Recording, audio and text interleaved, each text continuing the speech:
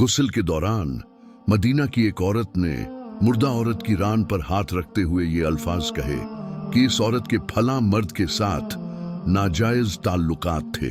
बस ये बात कहना था कि अल्लाह ताला ने अपनी डील दी हुई रस्सी खींच दी। इस औरत का इंतकाल मदीना की एक बस्ती में हुआ था और गुस्ल के दौरान ज्यों ही गुस्ल देने वाली औरत ने मंदरजा वाला अल्फाज कहे तो उसका हाथ मैयत की रान के साथ चिपक गया। चिपकने की कुव्वत इस कदर थी कि वो औरत अपना हाथ खींचती तो मैयत घिसटती थी, मगर हाथ न छूटता था। जनाजे का वक्त करीब आ रहा था। उसका हाथ मैयत के साथ चिपक चुका था और बेहद कोशिश के बावजूद जुदा नहीं हो रहा था। तमाम औरतों ने उसके हाथ को पकड़कर खींचा, मरोड़ा, गर्ज जो मुमकिन था किया, मगर सब बेसूद रहा। दिन गुजरा, रात हुई, दूसरा दिन गुजरा, फिर रात हुई, सब वैसा ही था। मैयत से बदबू आने लगी और उसके पास ठहरना बैठना मुश्किल हो गया। मौलवी साहिबान, कारी साहिबान और तमाम इस्लामी तबके से मुशावरत के बाद तय हुआ कि गुस्साल औरत का हाथ काटकर जुदा किया जाए और मैयत को उसके हाथ समेत दफना दिया जाए।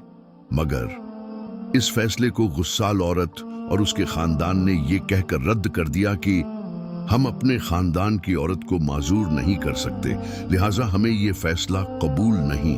दूसरी सूरत यह बताई गई कि मैयत के जिस्म का वो हिस्सा काट दिया जाए और हाथ को आजाद करके मैयत दफना दी जाए, मगर बेसूद।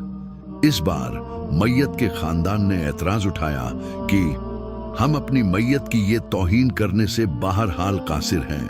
उस दौर में इमाम मालिक काजी थे। बात इमाम मालिक तक पहुंचाई गई कि इस केस का फैसला किया जाए।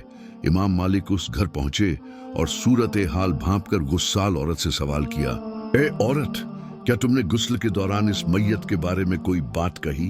गुस्साल औरत ने सारा किस्सा इमाम मालिक को सुनाया और बताया कि उसने गुस्ल के दौरान बाकी औरतों को कहा था कि इस औरत के फला मर्द के साथ नाजायज ताल्लुकात थे।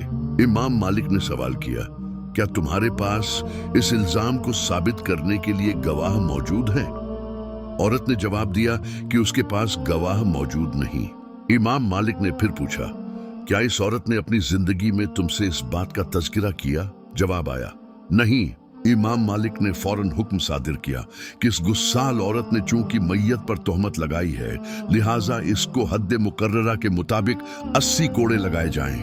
हुक्म की तामील की गई और 70 भी नहीं, 75 भी नहीं, 69 भी नहीं, पूरे 80 कोड़े मारने के बाद उस औरत का हाथ मैयत से अलग हुआ। आज हम किसी मुसलमान पर तोहमत लगाते हुए जरा सा भी नहीं सोचते।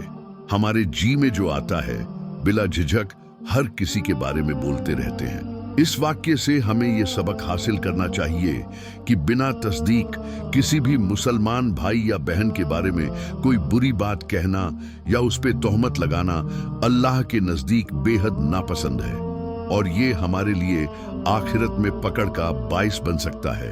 वीडियो अच्छी लगे तो चैनल को सब्सक्राइब करें और अपने बच्चों और जानने वालों को सदका ए जारिया समझ के शेयर करें। अल्लाह तमाम मुसलमानों पे अपना खास रहमत व फजल फरमाए और दूसरे मुसलमानों की गईबत, बोहतानबाजी और तोहमत लगाने से बचाए।